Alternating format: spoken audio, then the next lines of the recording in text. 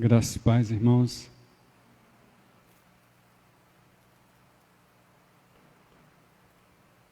Bom estar novamente com você. É estranho, né? Eu sempre compartilho que falar para uma câmera é muito estranho.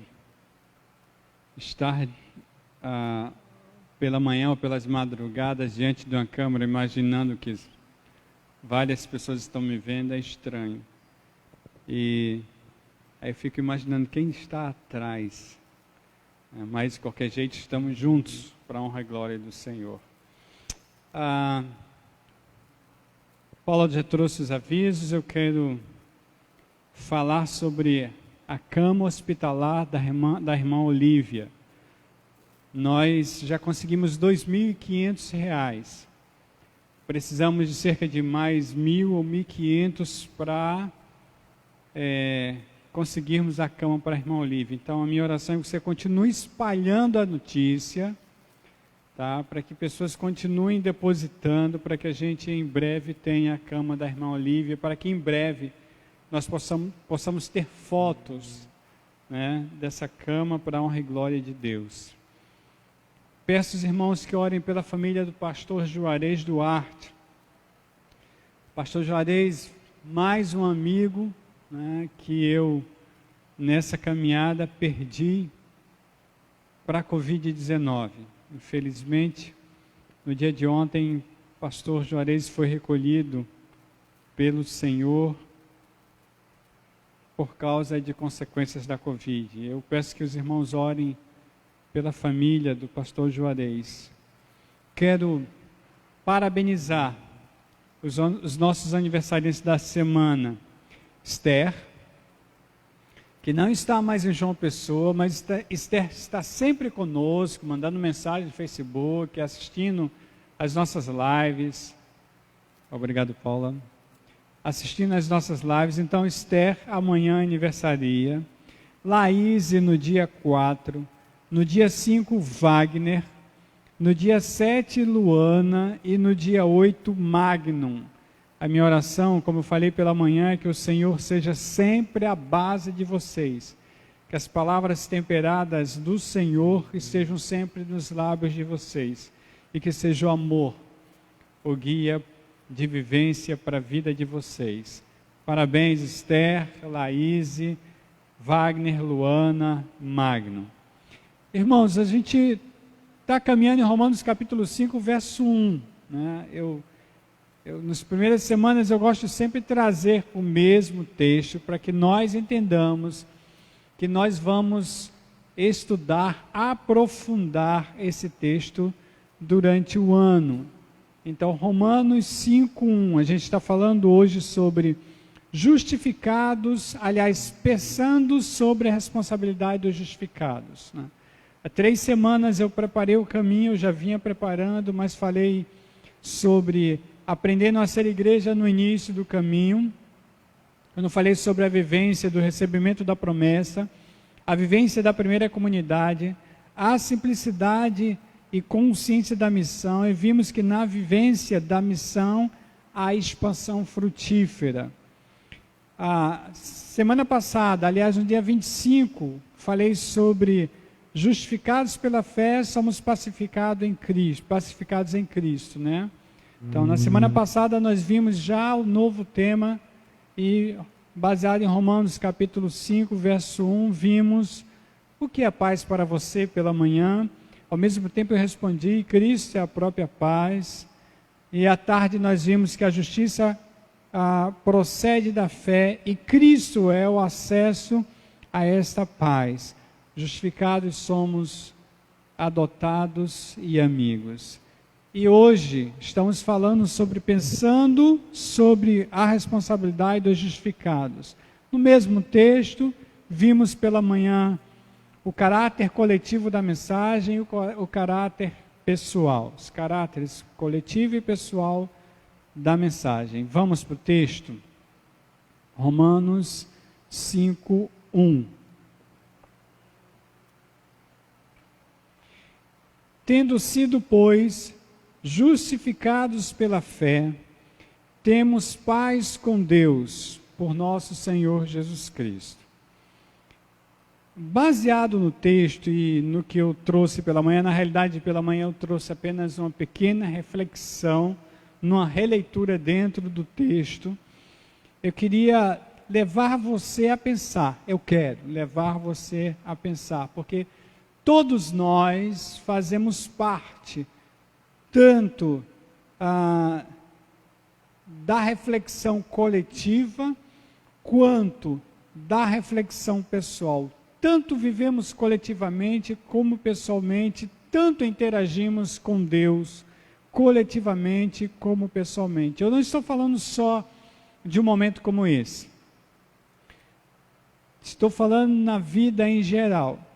E eu quero trazer você para capítulo 6 de Mateus, verso 6, quando Jesus Cristo disse: quando você orar, vá para seu quarto, feche a porta e ore a seu pai que está em secreto. Então seu pai que vê em secreto recompensará. Eu tenho falado muito sobre esse texto aqui. Quando a gente fala desse texto, a gente percebe claramente como Deus interage pessoalmente conosco. Pessoalmente.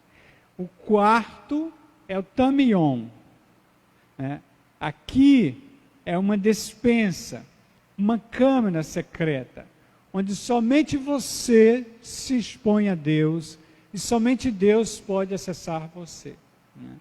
Aqui, o quarto não é um quarto qualquer, é a possibilidade de você conseguir expor para Deus as suas entranhas, aquilo que tem no seu interior, tá? E quando eu falo da possibilidade, eu falo por você, porque Deus já conhece, né? Nesse sentido, quando nós nos expomos a sós com Deus, nós podemos nos conhecer, porque nós nos enfrentamos, nós nos colocamos diante do Senhor da forma que somos, né? Veja o que o apóstolo Paulo diz em Gálatas capítulo 3, nos versos 26 a 29. E dessa vez eu trago uma reflexão também, como eu diria, com pouco tempo por causa da ceia, mas eu quero aprofundar um pouquinho para você. Gálatas 3, 26 a 29.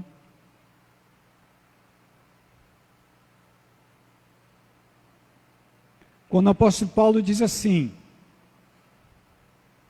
todos vocês são filhos de Deus, mediante a fé em Cristo Jesus, pois os que em Cristo foram batizados de Cristo se revestiram.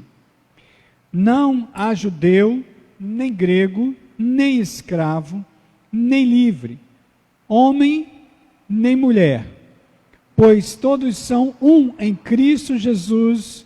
E se vocês são de Cristo, são descendência de Abraão e herdeiros segundo a promessa. Então, perceba que Deus nos olha pessoalmente, não faz acepção de pessoas. Para Deus não existe diferença de pessoas, de raça, de nacionalidade.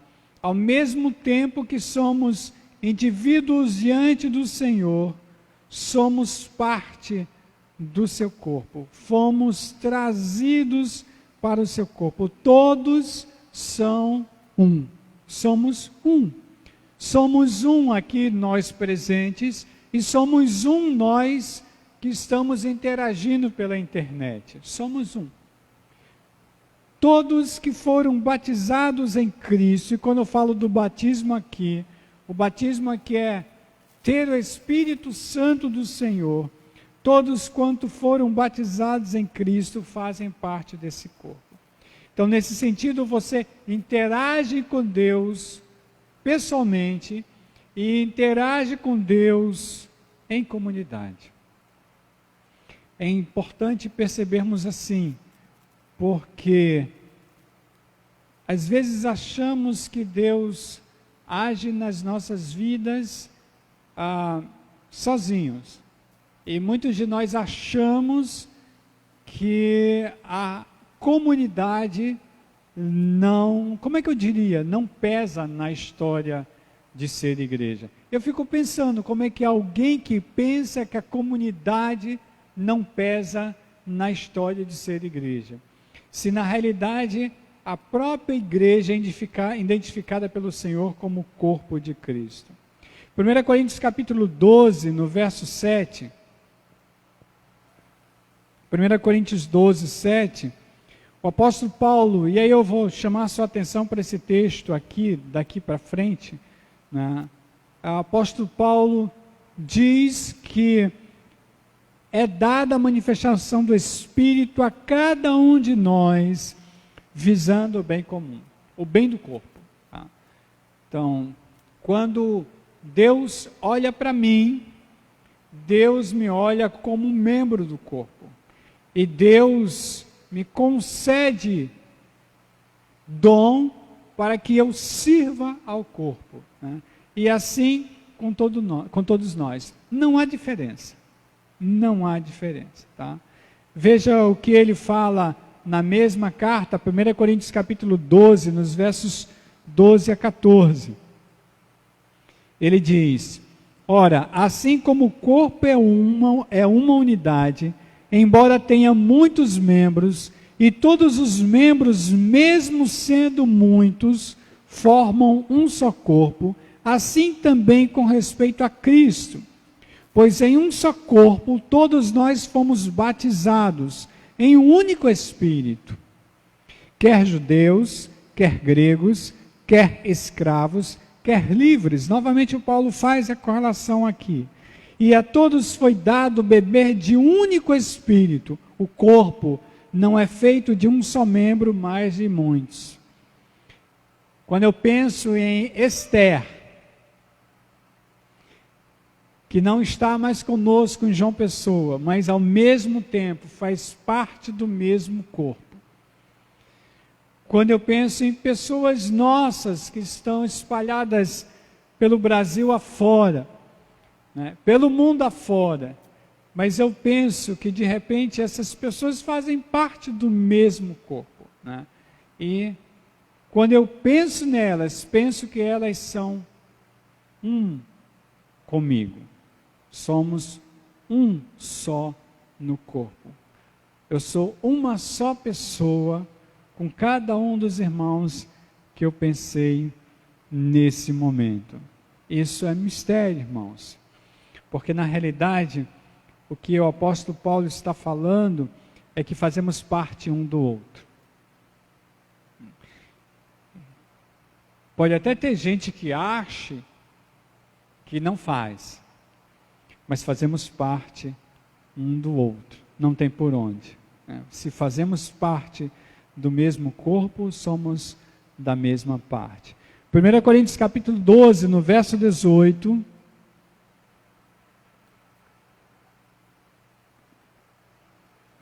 Coríntios 12, 18. O apóstolo Paulo diz: de fato, Deus dispôs cada um dos membros no corpo segundo a sua vontade. É Ele quem escolhe onde vai me colocar. Não cabe ao membro decidir aonde estará, porque é o Senhor quem escolhe. Né? Não cabe ao coração dizer se vai querer ser coração, porque ele já foi posto no corpo como coração.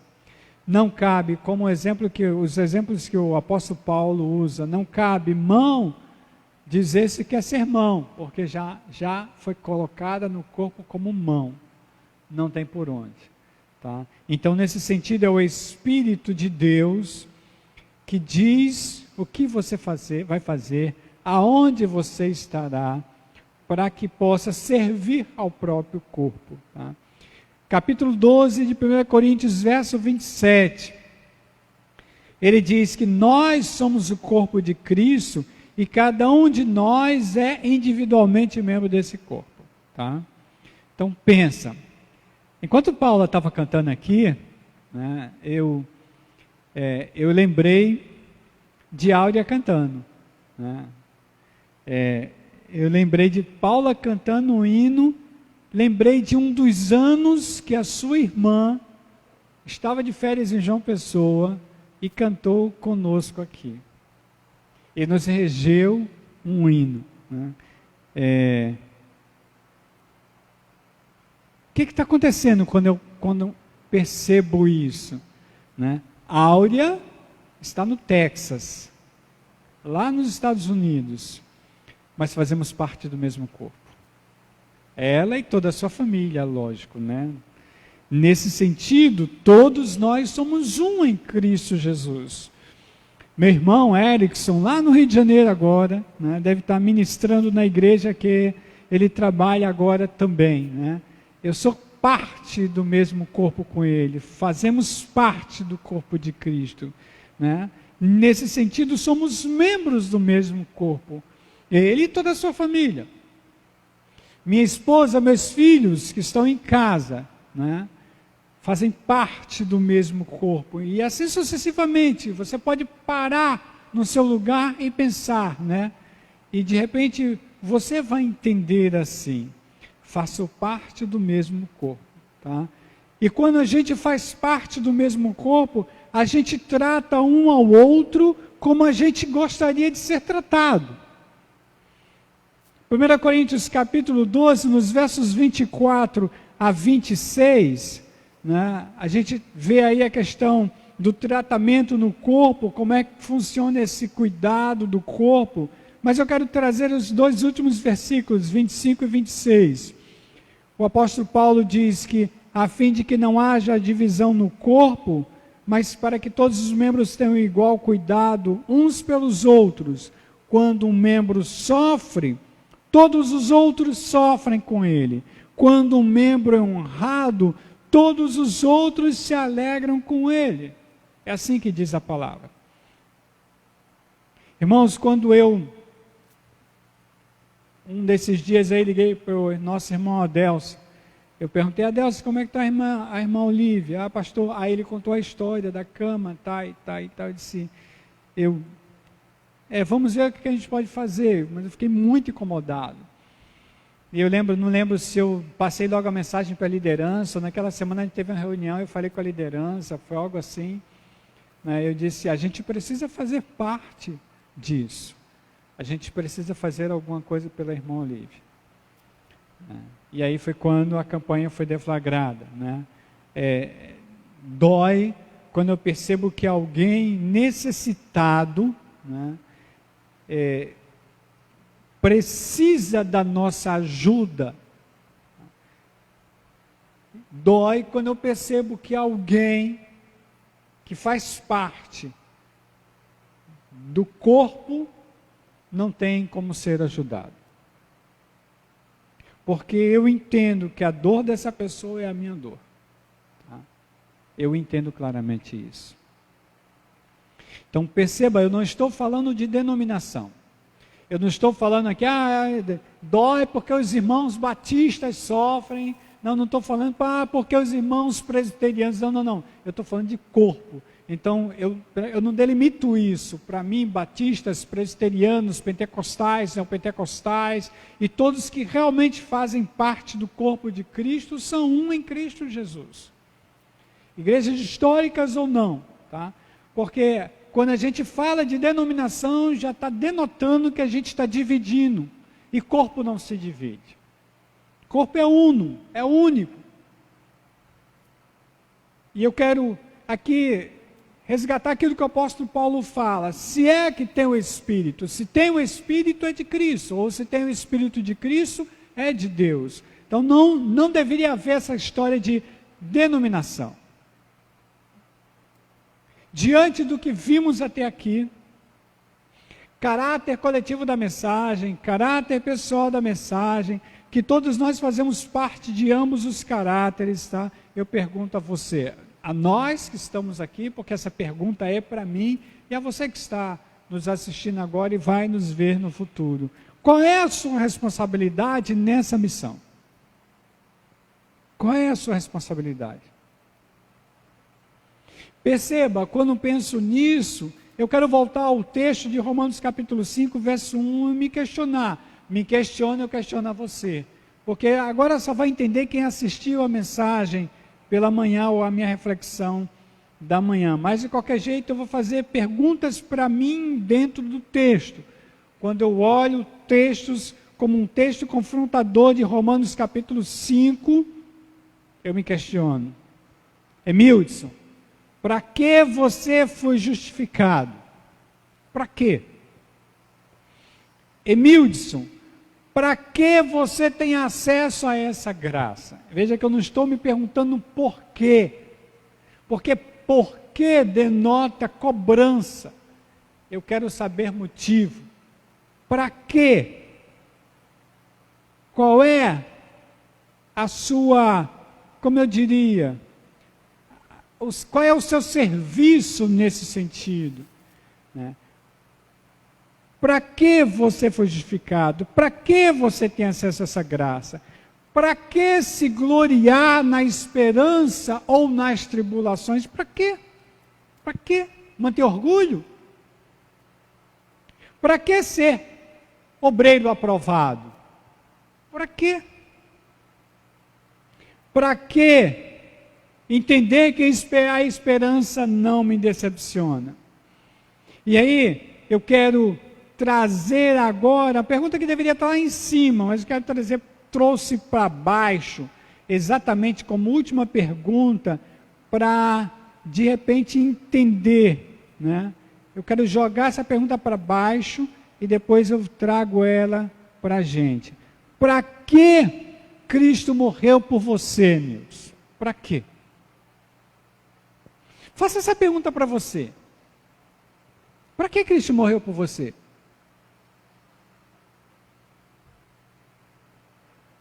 Hoje se cumpriu essa palavra. Hoje se cumpriu essa palavra. Para que tudo isso que eu questiono aqui? Para que fui justificado? Para que a vida eterna? Para que Deus derramou do amor dele sobre o meu coração? É necessário que eu entenda que o Espírito de Deus está sobre mim. Ele me ungiu. Ele me ungiu para quê? Para que ele me ungiu? A fala de Jesus Cristo, as palavras de Jesus Cristo, são palavras para nós, é fala para nós. O Espírito do Senhor está em mim. Porque é assim que a palavra diz a partir de Atos capítulo 2. Né? Ele me ungiu para quê? Pregar boas novas, boas notícias, pregar o Evangelho aos pobres. Ele me ungiu para resgatar vidas dos pobres. Ele me ungiu, me enviou a proclamar a liberdade aos presos e recuperar a vista dos cegos, libertar os oprimidos e proclamar o ano da vitória do Senhor. O grande dia que a gente anseia tanto, busca tanto, pede tanto. Mas como é que funciona isso aqui? É vida na vida, é prática de vida. O Senhor me chamou para isso. Mas o Senhor não me chamou sozinho para isso, o Senhor chamou a cada um de nós. Irmãos, há umas semanas atrás, aliás, há uns meses, eu olhei para a liderança e disse, aliás, depois eu vim aqui e falei isso em púlpito, ou seja, fui antes de fecharmos, né? Eu não estou satisfeito com o trabalho que eu estou fazendo com as pessoas necessitadas. Eu não quero simplesmente limitar-me a entregar comida para elas, a dar roupa para elas. Eu quero algo mais palpável. Eu quero ver gente sendo restaurada pelo Espírito de Deus. Eu quero não apenas dar comida e mandá-los de volta para a rua. Eu quero abrir possibilidades de vida para eles. E eu comecei a orar, Senhor, eu vou fazer. Aí eu chamei a liderança e disse, eu vou montar um projeto, quem quiser vir comigo, vem, mas eu estou indo para as ruas. É engraçado que, bom, eu digo engraçado porque o vocabulário humano funciona assim, né? Mas a gente sabe que quando a gente propõe, se expõe, Deus vai começando a fazer, né?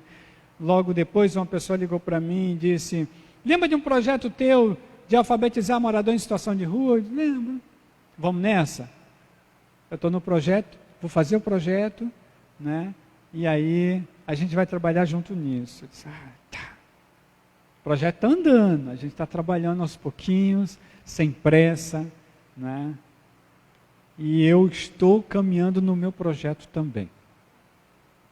Já estou quase terminando de ir para a rua e falar sobre sentido de vida para morador em situação de rua. Né? Porque Deus não me chamou para ficar trancado. Preste atenção que eu vou te dizer, Deus não te chamou para ficar trancado ou trancada. Deus não te chamou para trabalhar a semana toda e depois vir aqui assistir um pedacinho de tempo e depois vai para casa trabalhar mais uma semana. Deus não te chamou para ser máquina. Deus não te chamou para ser máquina, para trabalhar apenas para se alimentar. Irmãos, é muito grande o número de pessoas que estão caindo em depressão nessa pandemia. Só trabalho. E depois do tal do home office, os patrões estão se dando bem, porque tem gente trabalhando de manhã, de tarde, de noite. E ganhando a mesma coisa. Gente ficando estressada, gente depressiva. Não foi para isso que Deus te chamou. Eu quero concluir, porque na realidade vocês já sabem, eu já disse isso. Esse ano eu vou conversar muito sobre isso com vocês. Pastor, eu não sei fazer, é necessário? A gente abre, sei lá, um instituto de ensino aqui, a gente faz o que for necessário para as pessoas aprenderem, mas você vai ter respaldo para trabalhar no corpo de Cristo. Eu quero concluir, porque nesse sentido, Deus te chamou da mesma forma que me chamou.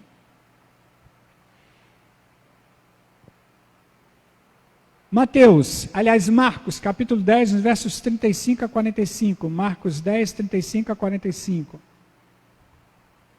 Vou falar o contexto e vou concluir com o texto que eu quero trazer. Tiago e João simplesmente fazem uma pergunta ao Senhor. A pergunta foi: permite que na tua glória nós nos assentemos um à tua direita, outro à tua esquerda? Aí o Senhor diz: vocês não sabem o que estão pedindo, viu? Ao mesmo tempo, meio que ele vai dizer: sinto muito, isso aí não posso colocar vocês. Aí começa uma confusão, porque os outros discípulos ouvem isso e ficam meio, brabos, porque ouviram isso e começam a discutir quem era o maior entre eles, disputando quem ia ficar ao lado do mestre, né? E aí o Senhor, a partir do verso 41, ele diz: vocês estão indignados? 42, Jesus os chamou e disse: vocês sabem que aqueles que são considerados governadores das nações as dominam, e as pessoas importantes exercem poder sobre elas. Não será assim entre vocês. Ao contrário, quem quiser tornar-se importante entre vocês deverá ser servo, e quem quiser ser o primeiro deverá ser escravo de todos.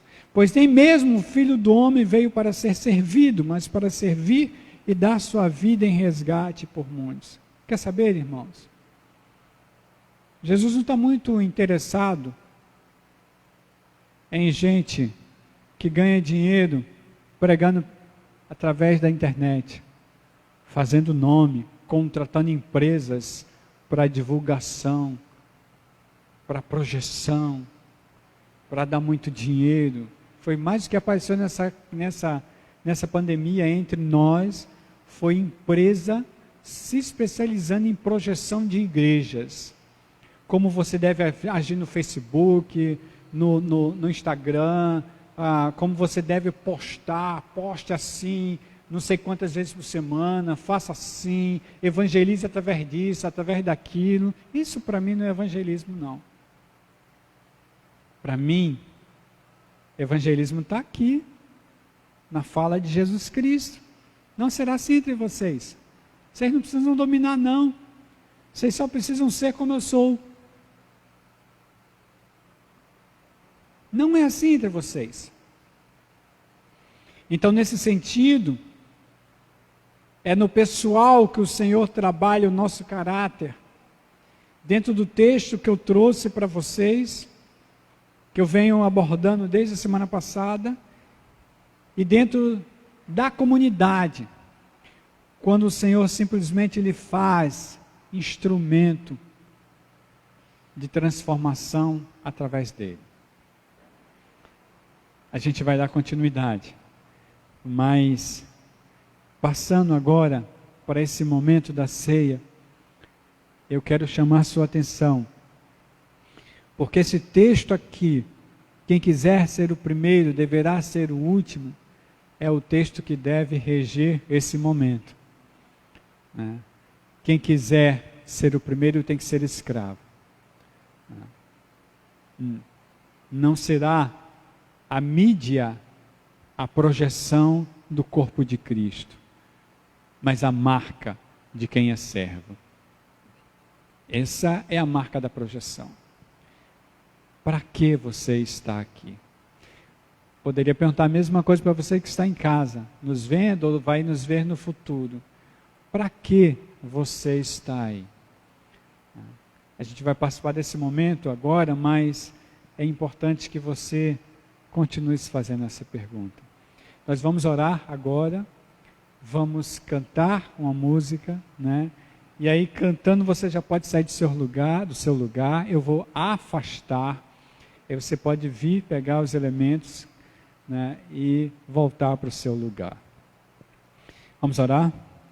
Deus, quero te louvar, Senhor. Quero engrandecer o teu nome por esse momento. A minha oração vai ser rápida agora.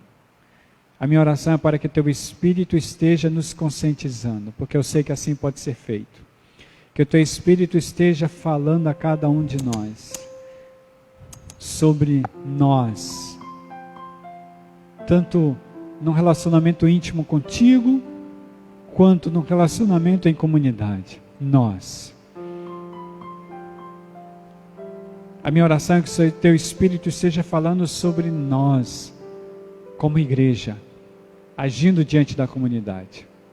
A minha oração é que o teu Espírito esteja contextualizando cada um de nós e testificando conforme a tua vontade. Para quê? Vida eterna. Para quê? Nós fomos lavados pelo sangue. Para quê? Nós fomos justificados. Para quê? Amor derramado em nossos corações. Para quê? Para que graça?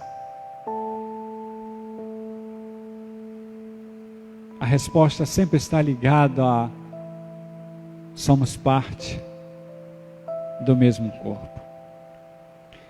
A minha oração, Senhor, é que tu abençoes os elementos que vamos ingerir agora. O pão, que continuará sendo pão. Não haverá milagre algum através dessa oração. Pão é pão, continuará sendo pão.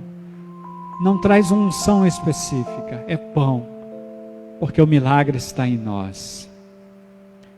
O suco da uva, que não é sangue de Cristo, não se transformará em sangue nessa oração. Não trará uma unção específica. É suco e continuará sendo suco, porque foi o sangue de Cristo que nos lavou.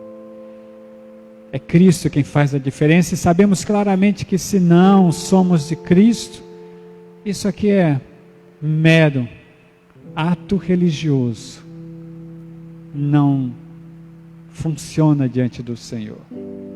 Então a minha oração é que nós estejamos diante de um memorial onde nós temos consciência de como estamos participando, que fazemos parte do corpo de Cristo e somos participantes tanto da alegria como da tristeza, que somos partes uns dos outros, sofremos uns com os outros e nos alegramos uns com os outros.